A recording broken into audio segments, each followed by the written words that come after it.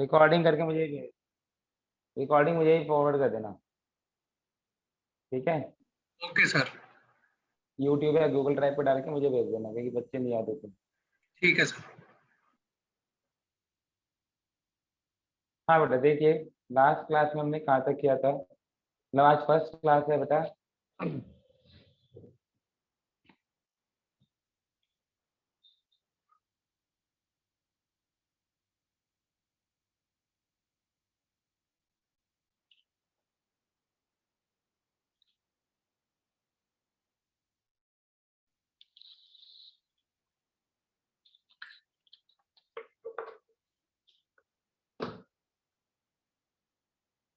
Today is the first class of chapter 1, some basic concepts of chemistry.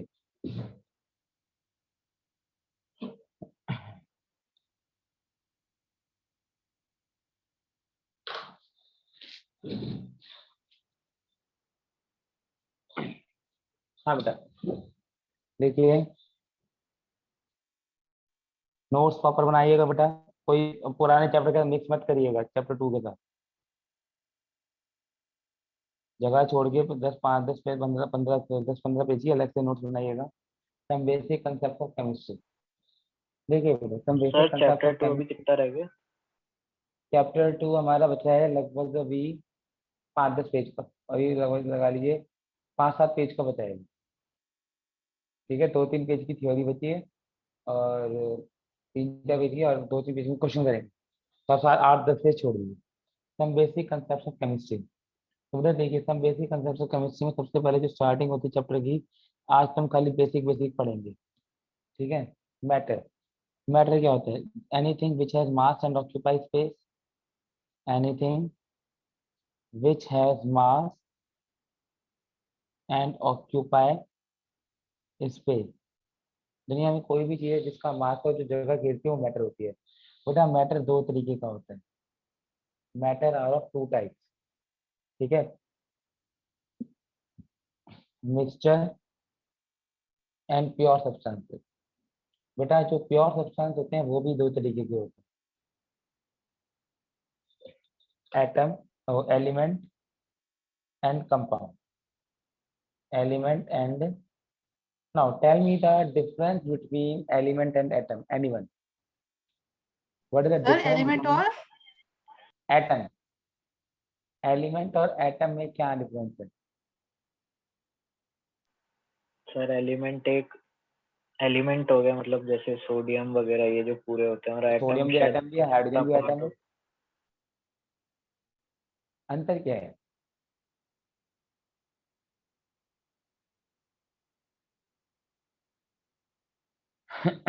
बताओ बेटा। जैसे sodium का atom भी होता है, सोडियम का एलिमेंट भी होता है, आयरन का एटम भी होता है, आयरन का एलिमेंट भी होता है। What is the difference? बेटा एटम और एलिमेंट में बहुत ही बेसिक सा अंतर है। सपोज ये चाबी जो है ये आयरन की है। ठीक है, तो ये आयरन एलिमेंट है, एटम नहीं है। क्यों? इसके अंदर आयरन के छोटे छोटे अरबों एटम है। मतलब जो सिंगल पार्टिकल होता है, जो सिंगल पार्टिकल होता है वो एटम होता है। सिंगल जो पार्टिकल होता है वो एटम होता है। लेकिन अगर बहुत सारे सिंगल पार्टिकल आपस में आ जाएं, पास पास करोड़ों पार्टिकल हो गए, तो इसके कॉम्बिनेशन को क्या कहते हैं? Element. Element is the collection of large number of atom, non bonded atom. ये आपस में बॉन्ड नहीं बना रहे हैं, ये आपस में बॉन्ड नहीं बना रहे। बात समझ आ रही बेटा? Element is the collection of large number of atom. Element is the collection of, element is collection of large number of atom. अंतर समझ आ गया बेटा दोनों में, कि एलिमेंट और कंपाउंड में क्या अंतर है? इज इट क्लियर बेटा? हाँ, यस सर। एलिमेंट और एटम में, एटम होता है सिंगल पार्टिकल। जैसे अगर आपका एक सिंगल एच है तो वो हाइड्रोजन का एटम है। ठीक है, और अगर एच के बहुत सारे एटम आ जाए, अब H2 एलिमेंट है क्या? सर मॉलिक्यूल है। मॉलिक्यूल या कंपाउंड है, मतलब वहां पर बॉन्डिंग हो जाती है दो एच के बीच में। मैंने यहाँ पर स्पेशली मेंशन किया है, element is a collection large number of atom, large number of non bonded atom. Bonding कहीं नहीं आनी चाहिए, नॉन बॉन्डेड एटम्स।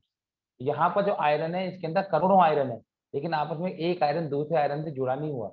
अगर एक आयरन दूसरे एक सपोज हाइड्रोजन की बनी होती, तो एक हाइड्रोजन हाइड्रोजन हाइड्रोजन आपस में पड़े हुए हैं लेकिन बॉन्डिंग नहीं कर रहे, तो ये एलिमेंट है।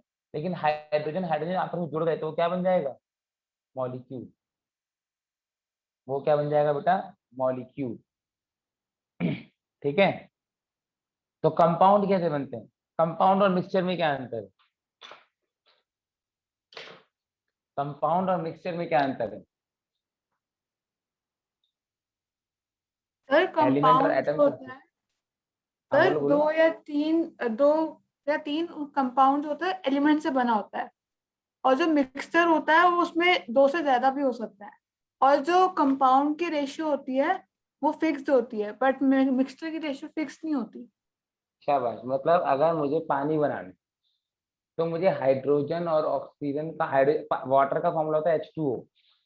तो H2 वाटर का फॉर्मूला होता है बेटा H2O। इसमें हाइड्रोजन हमेशा कितना रहेगा बेटा? 2 ग्राम। 2। ऑक्सीजन हमेशा कितना रहेगा? 16 ग्राम।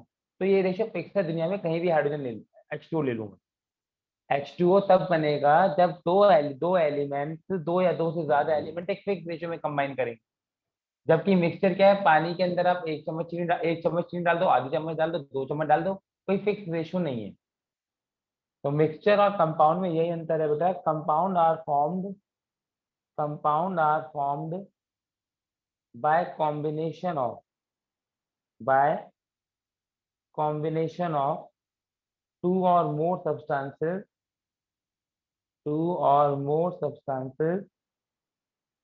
in any ratio.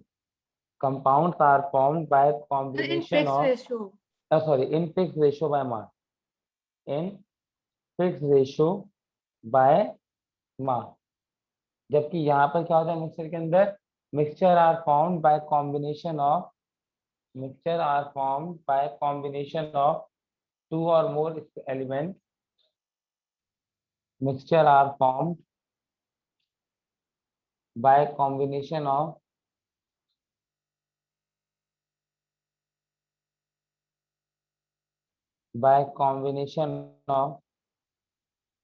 two or more substances in any ratio. In any ratio. तो बेटा मिक्सचर जो है ये दो तरीके के होते हैं, होमोजीनियस एंड हेट्रोजीनियस। मिक्सचर जो है वो दो तरीके के होते हैं, होमोजीनियस एंड हेट्रोजीनियस। बेटा आपने पानी में चीनी मिलाई तो होगा क्या बेटा? पानी ऊपर का मीठा होगा, उतना ही पानी नीचे का मीठा होगा। अगर पानी में नमक मिलाया तो जितना पानी ऊपर का खारा होगा उतना नीचे का खारा होगा। लेकिन पानी में अगर मिट्टी मिलाई तो मिट्टी वो ऊपर हेट्रोजीनियस कम होगा। होगी, नीचे ज्यादा होगी। हाँ। तो होमोजीनियस मिक्सचर का मतलब क्या होता है? Uniform distribution of particle. जिसमें यूनिफॉर्म डिस्ट्रीब्यूशन ऑफ पार्टिकल होता है वो होमोजेनियस मिक्सचर होता है। और उसका सॉल्ट ठीक है। विजिबल नहीं होता। हाँ। इसलिए क्या होता है बेटा? Uniform distribution of particle.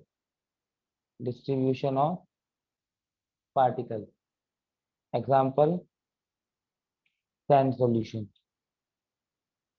Sorry sugar solution, salt solution, sugar solution. ठीक है। हेट्रोजेनियस में क्या होता है बेटा? Non uniform distribution of particle. कहीं पार्टिकल ज्यादा होंगे, कहीं पार्टिकल कम होंगे, है ना।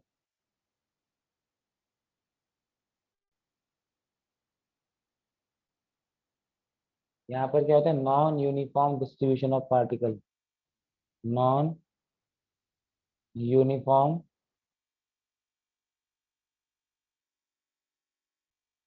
Distribution of particle.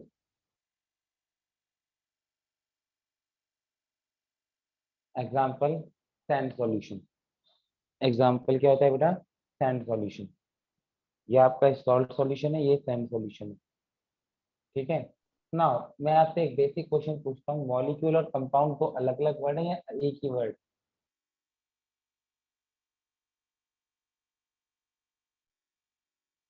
What is the difference in sir molecule molecule और एंड? कंपाउंड, हाँ बेटा, मॉलिक्यूल और कंपाउंड सर अलग अलग है। क्या अंतर है बेटा दोनों के अंदर? सर जैसे H2 जो है एक मॉलिक्यूल है, पर H2O जो है वो कंपाउंड है। तो H2O मॉलिक्यूल नहीं होता? सर डिफरेंस तो होता ही है। नहीं, मैं पूछ रहा हूँ, आप यू आर सेइंग, आप सही जा रहे हो, H2 इज मॉलिक्यूल, ठीक है, H2O इज कंपाउंड, ये भी ठीक है, but I want to know कि क्या H2O मॉलिक्यूल नहीं होता? आपने जो बोला बिल्कुल ठीक बोला है, बट थोड़ा कम बोला है, H2O क्या मॉलिक्यूल नहीं होता?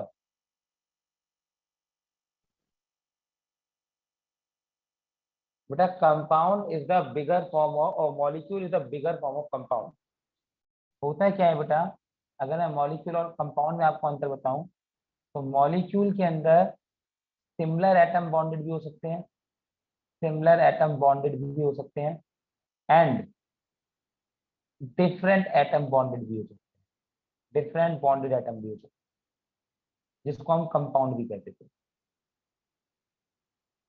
H2O मतलब H, दो H और एक, मतलब एक अलग कंपाउंड के अंदर अलग अलग एलिमेंट जरूर होंगे। NaCl एक कंपाउंड है, ठीक है, H2SO4 में देखो दो, एक H है, एक सल्फर, एक और, लेकिन ये, तो ये सारे मॉलिक्यूल भी हैं, ऐसा नहीं है कि मॉलिक्यूल नहीं, मॉलिक्यूल तो है ही है, लेकिन मॉलिक्यूल दो तरीके के हो सकते हैं। एक वो जिसमें जो बॉन्डेड आइटम है वो एक जैसे हैं, जैसे H2, P4, I2, F8, ये सब भी मॉलिक्यूल है, लेकिन ये कंपाउंड नहीं है। कंपाउंड के लिए क्या होना चाहिए कि एक दूसरा एलिमेंट, दो अलग अलग एलिमेंट जरूर होने चाहिए, ठीक है। तो अगर बेटा ये H2O NaCl H2SO4 ये भी मॉलिक्यूल है, H2 P4 I2 H8 ये भी मॉलिक्यूल है, ठीक है। तो that's the difference between molecule and compound, that's the difference between molecule and compound, okay sir. ठीक है। ये नोट हो गया बेटा इतना सबका? सर एक चीज पूछनी थी, प्योर सब्सटेंस की डिफाइन क्या होगी? क्या बेटा? जो pure natural occurring substance. Substance, जो नेचुरल अकरिंग सब्सटेंस होते हैं या उनके कॉम्बिनेशन से बनते हैं वो प्योर सब्सटेंस होते हैं। मैं लिखवाऊंगा अभी धीरे धीरे, पहले इतना नोट हो गया? Yes sir. दिव्यांशु नोट हो गया बेटा? दिव्यांशु? Yes sir. ठीक है। मैदिनी बेटा क्लियर है? You can reply in chat also. Yes sir. ठीक है बेटा।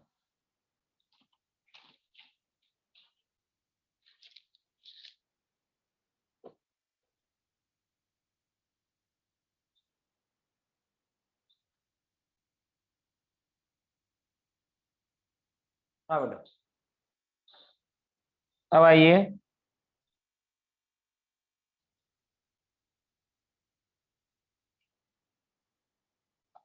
precision accurate and accuracy पर। There are two terms, precision and accuracy. There are two terms, precision and accuracy. But I suppose there are three students A, B, C. They perform an experiment to calculate the value of small g.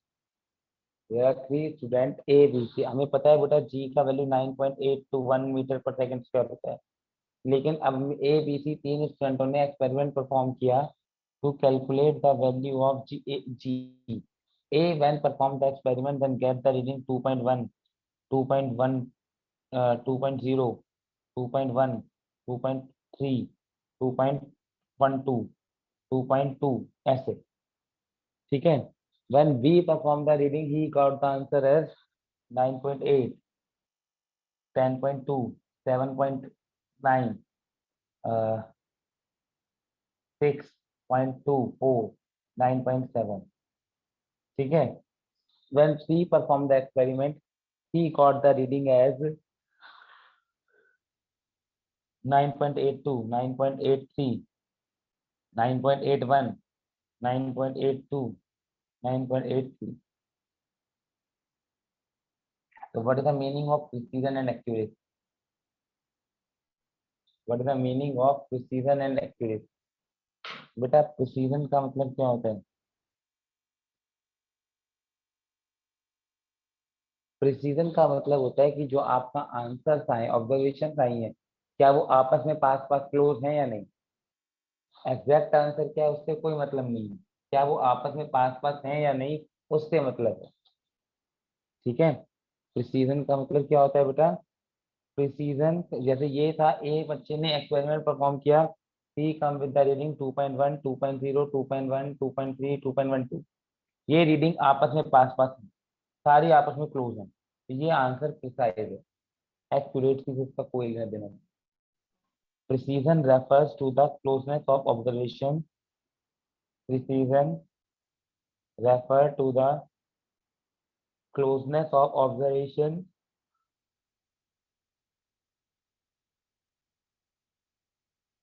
among themselves. Precision refer to the closeness of observation among themselves. ठीक है कि जो observation है वो आपस में कितनी पास पास है, इससे कोई मतलब नहीं है कि आंसर एग्जैक्ट आ रहा है नहीं आ रहा, लेकिन जितनी भी आर ने अपने एक्सपेरिमेंट किया वो आपस में पास पास आ रहा है। बी, बी का आंसर ना तो आपस में पास पास है ना ही एग्जैक्ट के आसपास है, तो कभी एग्जैक्ट के पास आ रहा है, कभी नहीं आ रहा, कभी नहीं आ रहा, कभी नहीं आ रहा, कभी आ रहा है। तो ऐसा आंसर ना तो प्रिसाइज है ना एक्यूरेट है। ये आंसर प्रिसाइज है, ये आंसर प्रिसाइज है, सारी रीडिंग आपस में पास पास है और एक्यूरेट आंसर के भी पास पास, तो ये एक्यूरेट भी है। Accuracy refer to the accuracy, accuracy refers, accuracy refers to the closeness of observations with the exact value. Accuracy refers to the closeness of observations with the exact value. जबकि समझ आ रहा है बेटा, दोनों में अंतर समझ आ गया। प्रिसीजन का मतलब है रीडिंग आपस में पास पास है चाहे एक्यूरेट है या नहीं, एक्यूरेसी का मतलब है आपस में पास पास तो होंगी होंगी, एक्यूरेसी का मतलब है आपस में पास पास तो ऑब्वियसली होंगी तभी और वो एग्जैक्ट आंसर के पास भी होंगी सारी, आपस में पास पास तो होंगी होंगी लेकिन वो एग्जैक्ट आंसर के आसपास भी होंगी। That is the difference between precision and accuracy. Sir एक चीज यस, समझ में आई कि ए वाला प्रिसीजन क्यों हुआ, उसकी क्यों आपस एग्जैक्ट में वैल्यू जो जितनी थी भी वो तो ऑब्जर्वेशन, 9.81 थी। एग्जैक्ट वैल्यू से मतलब ही नहीं है प्रिसीजन को, प्रिसीजन को एग्जैक्ट वैल्यू से कोई लेना देना नहीं है। प्रिसीजन का मतलब होता है जितनी भी आपने ऑब्जर्वेशन दी वो आपस में पास पास है या नहीं, ये आपस में सब आपस में पास पास है ना, ये होता है प्रिसाइज आंसर।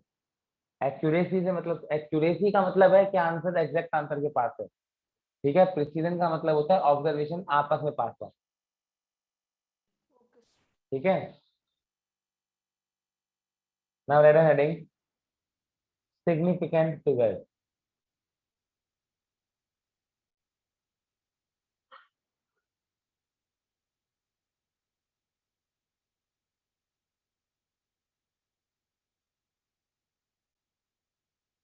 हाँ बेटा, सिग्निफिकेंट फिगर, सिग्निफिकेंट फिगर्स क्या होती है बेटा,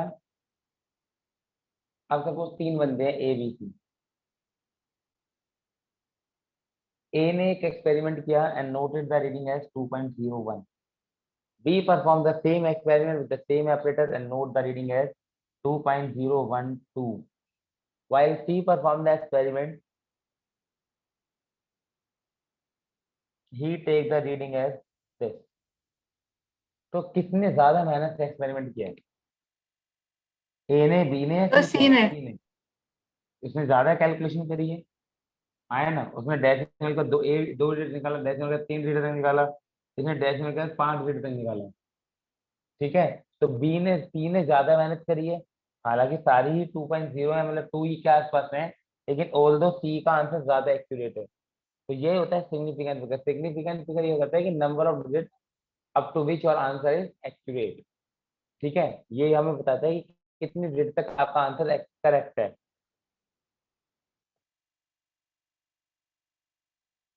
It determines the number of digits up to which the answer is accurate. It determines the number of digits up to which answer is accurate.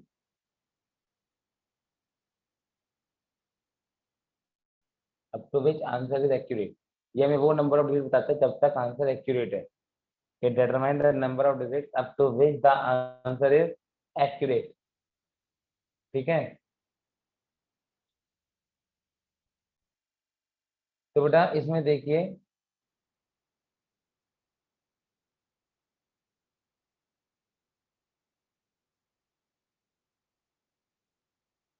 इसके ना significant figure determine करने के कुछ rules होते हैं. पहला,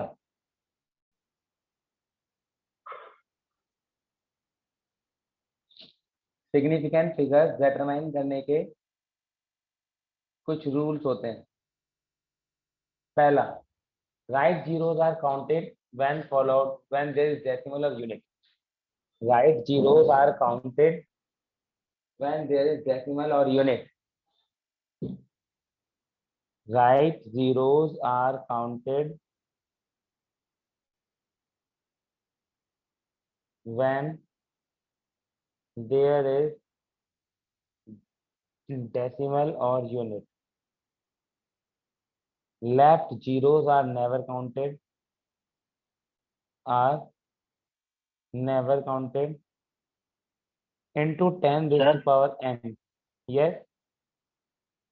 सर ये सिग्निफिकेंट फिगर की डेफिनेशन में अप टू विच के बाद क्या लिखा है? Answer is accurate. Answer is correct. Up to which the answer is correct. Significant figure हमें वो डिजिट डिटरमाइन करती हैं. Determine the number of digits up to which the answer is correct. तो सिग्निफिकेंट फिगर काउंट करने के कुछ rules होते हैं, वो मैं लिख रहा हूँ, उसके क्वेश्चन कराऊंगा अभी. पहला रूल है राइट जीरोस तभी काउंट होते हैं अगर डेसिमल आए हुआ हो, अदरवाइज काउंट नहीं होते. लेफ्ट जीरो तभी काउंट होते हैं, लेफ्ट जीरो कभी काउंट ही नहीं होते. 10 की power n has no significance in significant figure, has no use in significant figure.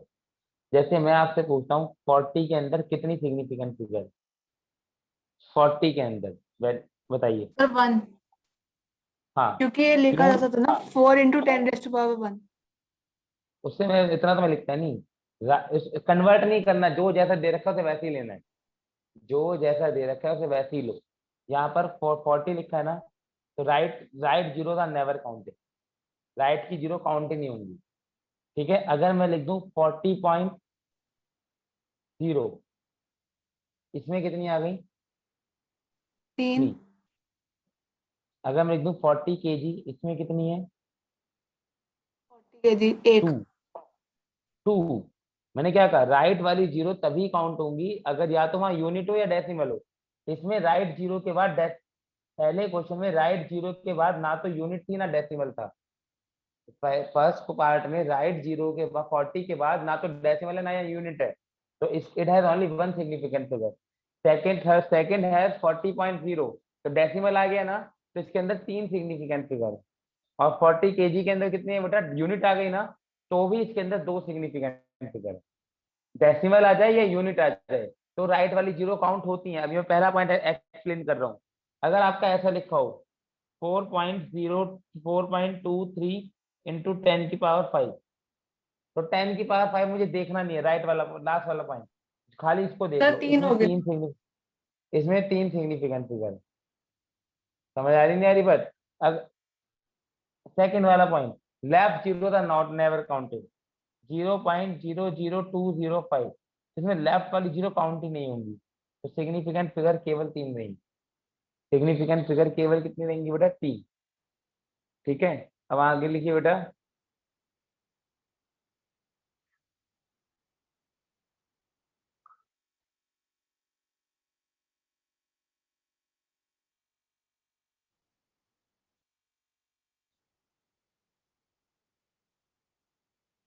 Sir ये आपने लास्ट वाले पॉइंट में क्या लिखा है? 10 की power n has no use in significant figure. 10 की power n has no use in significant figure.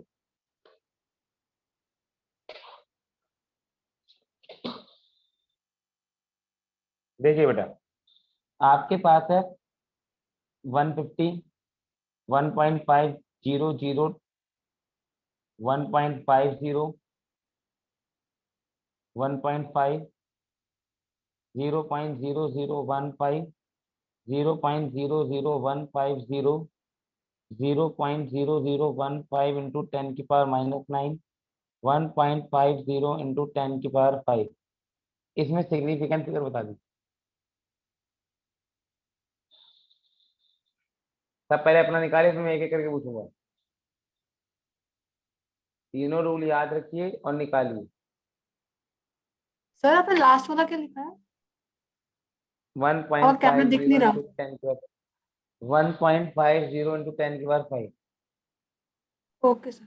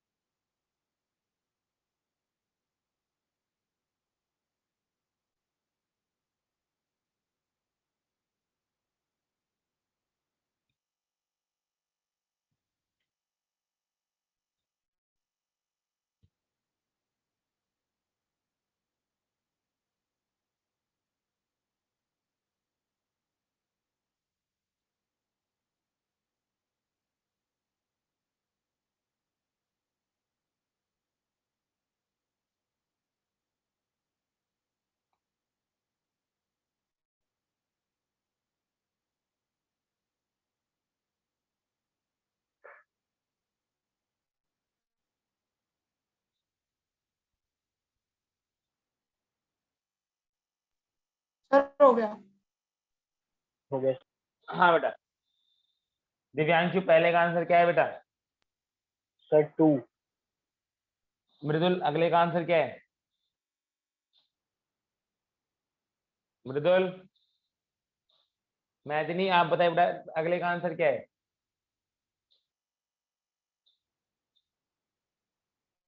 हाँ, Maithili, are you there? Sir 4 होगा। 4। यस सर इसके अगले की 3। 3। 2 इसकी 5। नहीं। Sir 0 sir 4। 3।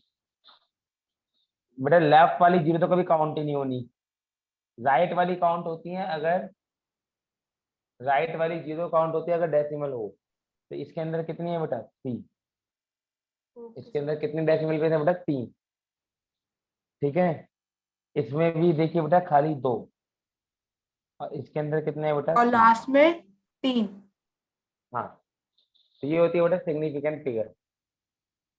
इस तरीके से हम कैलकुलेट करते हैं बेटा सिग्निफिकेंट फिगर। ठीक है। Okay sir. लिखिए बेटा एडिशन एंड सब्ट्रैक्शन। बेटा एडिशन सब्ट्रैक्शन तो आपको बचपन से पढ़ाया गया है। ठीक है। तो बेटा एडिशन और सब्ट्रैक्शन भी यहाँ अलग से पढ़ना पड़ता है। केमिस्ट्री में एडिशन, सब्ट्रैक्शन, मल्टीप्लिकेशन, डिवीजन, इन सब के रूल थोड़े अलग होते हैं। जैसे Sumedha, why are you so late बेटा? Sumedha, why are you late?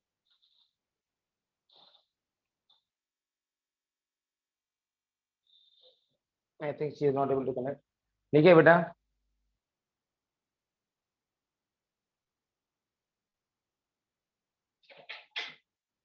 कहाँ तक लिखा बेटा?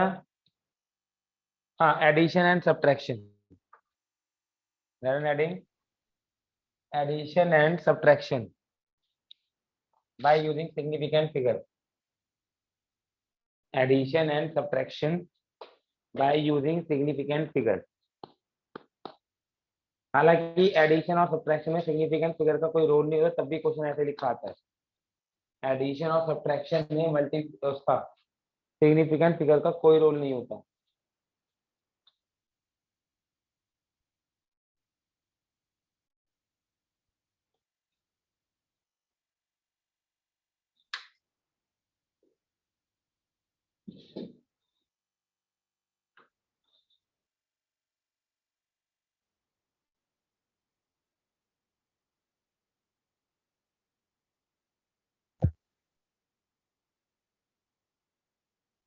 बेटा अगर मैं कहता हूँ 14.523 में ऐड करिए 2.22,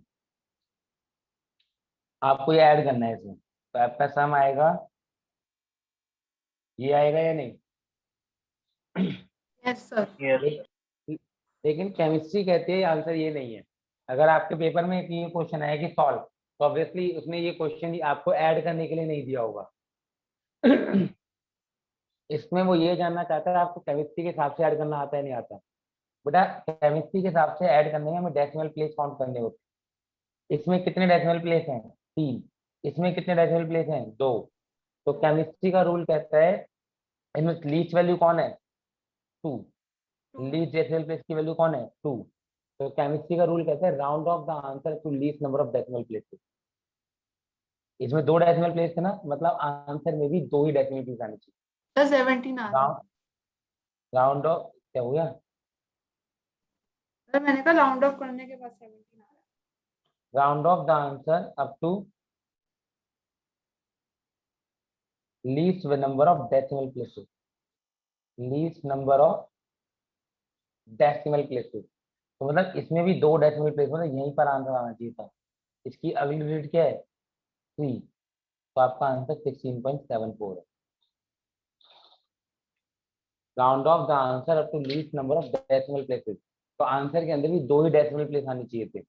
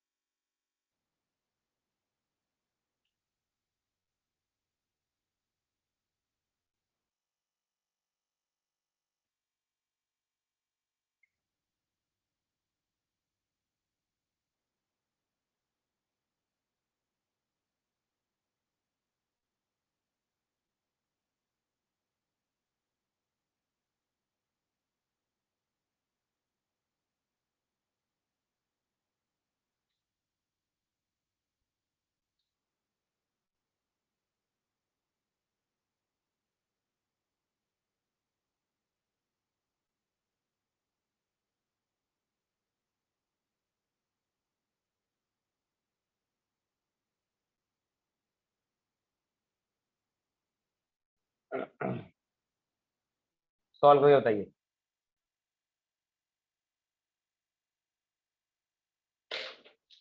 अरे सर सेकंड का है 16.79। क्यों? ये 6 भी तो है। सर इसका आ रहा है 15.636। क्या हो गया? यहाँ पर ये 5 भी है, ढंग से करो बेटा add.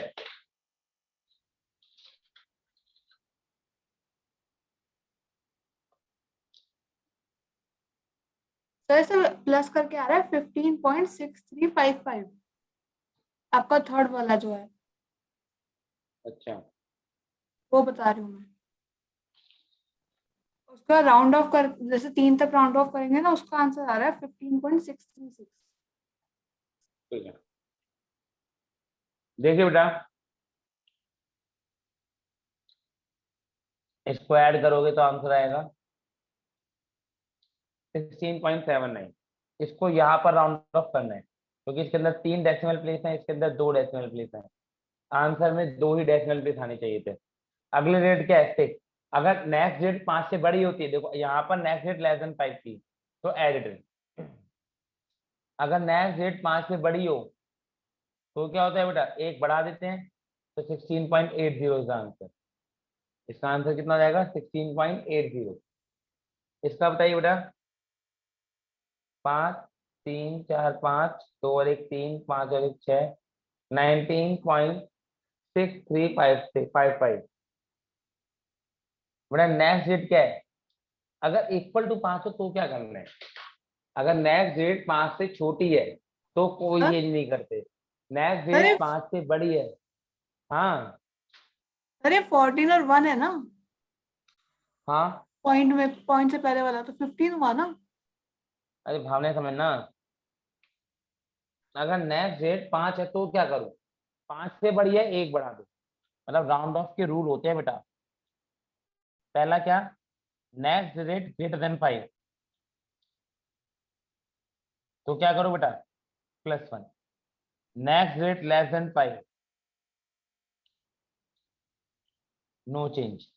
No change. Equal to 5 पे आपने क्या पढ़ा है, जल्दी बताइए बेटा। सर अगर इक्वल टू अगली 5 डेट, में ये होता है कि अगली अगर डेट, इवन नंबर, हाँ खुद है, सर बोलूं, ठीक है बेटा, हाँ यही होता है। इक्वल टू सर ये 5 वाला में क्या बोल होता है रही हूँ, बेटा, 5 वाला, बोल 5 तो रहा वाले हूँ में बेटा, ये बोल। बोलने दो बेटा। अगर नेक्स्ट डेट 5 के बराबर है तो खुद को चेक करो, खुद क्या हो। अगर खुद ऑड हो, then if self digit is even, self digit is even, no change. अगर सेल्फ डिजिट ऑड है, if self digit is odd, तो +1। अब यहाँ पर देखिए बेटा, नेक्स्ट डेट 5 थी, खुद क्या है बेटा, ऑड नंबर, तो इसमें एक बढ़ जाएगा, इसमें ये क्या क्या होगा, 15.6345। नेक्स्ट, इसमें बेटा 4 डेसिमल प्लेस है, इसमें 3 डेसिमल प्लेस है, तो आंसर में भी 3 डेसिमल प्लेस आनी चाहिए, तो यानी कि 4। लेकिन नेक्स्ट डेट जो है इक्वल टू 5 आ रही है, नेक्स्ट डेट क्या आ रही है बेटा, इक्वल टू 5, तो खुद इवन है, तो नो चेंज। ये बात समझ आ गई बेटा, कि अगर कब कब हमें राउंड ऑफ करते हैं बढ़ाना होता है, कब हमें राउंड ऑफ करते हैं कम करना होता है।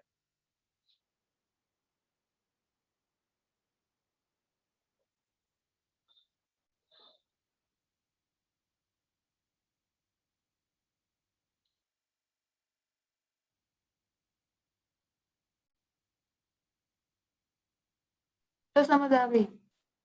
हाँ बेटा, बाकियों को भी करने दो।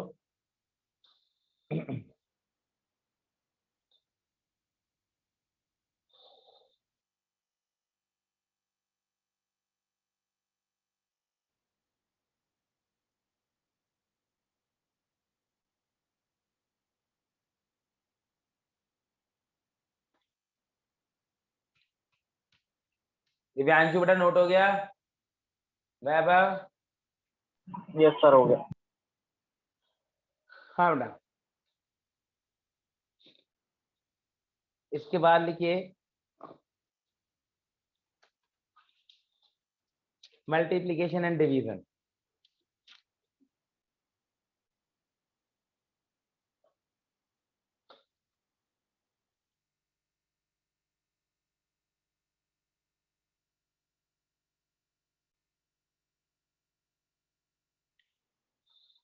इसमें लिखिए बेटा, round off the answer, round off the answer up to least number of decimal place, least number of significant figure, round off the answer up to least number of significant figure। इसमें decimal place से मतलब नहीं है, इसमें significant figure least number होनी चाहिए।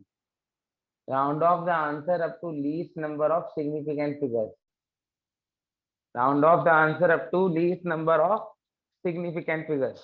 जैसे बेटा, अगर मैं आपसे कहता हूँ 2.232 को मल्टीप्लाई करिए 1.1 से, तो मल्टीप्लाई करेंगे तो 2322, 2322, 25542।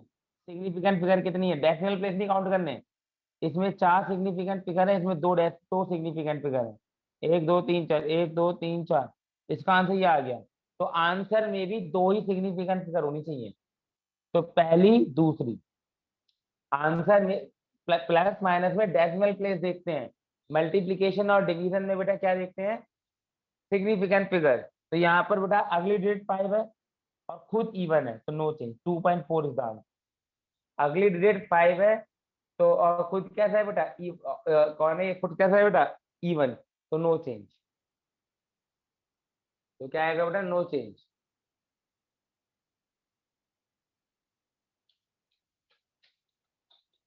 अब आप मुझे करके बताइए बेटा, how many significant figure will be there in, how many significant figure will be there इन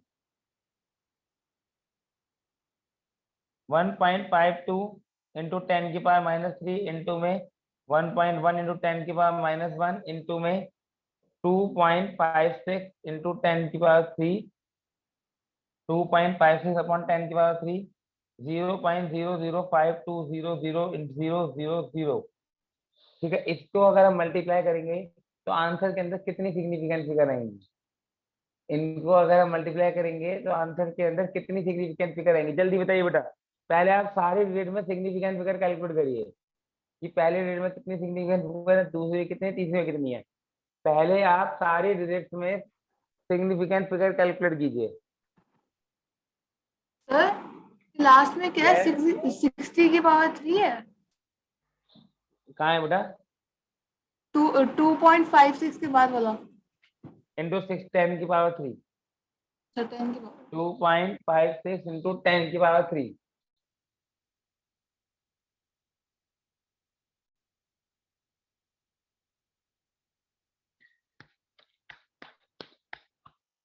बेटा इसमें कितनी सिग्निफिकेंट फिगर है, 3, इसमें कितनी है, 2, इसमें कितनी है, 3, इसमें कितनी है, 1 2 3 4 5 6। अभी हमने क्या पढ़ा कि आंसर के अंदर least number of significant figure होनी चाहिए, तो इसके आंसर में सिग्निफिकेंट फिगर 2 ही होती है, इसके आंसर में सिग्निफिकेंट फिगर बेटा 2 ही होती है। ठीक है, अरे हाँ या ना बेटा, कुछ तो बताओ। Okay sir. ठीक है, तो ये होता है बेटा how many significant figure are there. एक क्वेश्चन और करिए बेटा, 1.932 इंटू 2.2 इंटू 10 की पावर -9 इंटू में 1.38 इंटू में 10 की पावर 5। हरिया बेटा, ठीक है बेटा, बराबर करिए बेटा। इसके आंसर में कितनी सिग्निफिकेंट फिगर होंगी, सर इनके पहले आंसर वाले में में कितनी 4, सिग्निफिकेंट। हाँ, पहले वाले में 4 होंगी, दूसरे वाले में 2.2 के अंदर 2, इसके उसमें अंदर 3, 3, इसके अंदर कुछ है 3। नहीं। ठीक है, तो सर तो 2 बेटा होगी ना। इसमें क्या करो, किसमें बेटा, हाँ 2। ठीक है, आंसर कितना आएगा बेटा, 2। आंसर कैसा आएगा बेटा, 2। Okay sir. हाँ खुशी बोलो बेटा। सर कोई नहीं, गलती से इसमें एक अलग सी फॉर्म भी आती है, मैं कहता हूँ 5 6 4 3 इंटू में 2.1 में कितनी सिग्निफिकेंट फिगर होंगी। बेटा इसमें 4 सिग्निफिकेंट फिगर है, इसमें 2 है, लेकिन अगर नॉन डेसिमल नंबर हो तो उसे देखना ही नहीं है, इसके आंसर में एक ही सिग्निफिकेंट फिगर होगी। ये एक्सेप्शनल केस होता है बेटा, जिसमें देखो यहाँ डेसिमल था, यहाँ डेसिमल था, यहाँ डेसिमल, यहाँ डेसिमल, यहाँ डेसिमल, यहाँ डेसिमल, लेकिन अगर ऐसे क्वेश्चनों में एक ऐसा कोई नंबर आ जाए जिसके अंदर डेसिमल नहीं है, जो नॉन डेसिमल नंबर है, ठीक है, जैसे 5643 इंटू 2.1 है, 5643 इंटू 2.1, समझ रहे बेटा। तो इसमें हम 5643 को देखेंगे ही नहीं, सिग्निफिकेंट फिगर अगर हम मल्टीप्लिकेशन में डिसाइड करते हैं तो विदाउट डेसिमल वाली डिजिट नहीं देखते, विदाउट डेसिमल वाली डिजिट को देखना ही नहीं है। सपोज अगर मैं आपको, इसके अंदर जो सिग्निफिकेंट फिगर होंगी वो 2 ही होंगी, मतलब मैं मेरी भावना समझो कि यहाँ पर क्या था बेटा, आप ऐसा समझिए बेटा, क्वेश्चन 5.64 इंटू में 262.32 इंटू में 1.6234, इसको इसमें इसके आंसर में कितनी सिग्निफिकेंट फिगर होंगी, ये 564 है बेटा। इसके अंदर 3 सिग्निफिकेंट फिगर है, इसके अंदर 5 है, इसके अंदर 5 है ना। तो answer, round off the answer to least number of significant figure, तो इसके आंसर में 3 ही सिग्निफिकेंट फिगर होंगी, इसके आंसर में 3 ही सिग्निफिकेंट फिगर होंगी। बात समझ आ रही नहीं आ रही बेटा, इसके आंसर में 3 ही सिग्निफिकेंट फिगर होंगी, इसको देखो ही मत। अब इसके हिसाब से तो आप लिखोगे कि 3 सिग्निफिकेंट फिगर होनी चाहिए, जबकि इसके आंसर के अंदर 5 सिग्निफिकेंट फिगर होंगी, इसको नहीं देखना। जिस क्वेश्चन में नॉन डेसिमल वाला आंसर आ जाए तो उसको देख के लगेगा कि कि आपके आंसर में 3 सिग्निफिकेंट फिगर होनी चाहिए, जबकि इसके आंसर में इन दोनों में देखना है, दोनों में 5-5 है, दोनों में कितने बेटा 5-5, तो इसके आंसर में 5 सिग्निफिकेंट फिगर होंगे, ये आपको समझने वाली बात है। Okay sir. और सर उसके केस में क्या होगा जब डेसिमल ना हो तो? इसमें डेसिमल था ही कहाँ, 564 ही था। नहीं सर, उस वाले पहले वाले केस में बोल रही हूँ, अगर ना हो तो? बेटा ना हो तो मतलब अगर ऐसा नंबर हो, सर जैसे आपने यहाँ पे दिया हुआ है ना 5643, इस वाले केस में क्या करेंगे? इसमें 2 होंगी ना, इसमें इसको देखो ही मत, इसमें 2 है तो 2 ही आएंगी। Okay sir.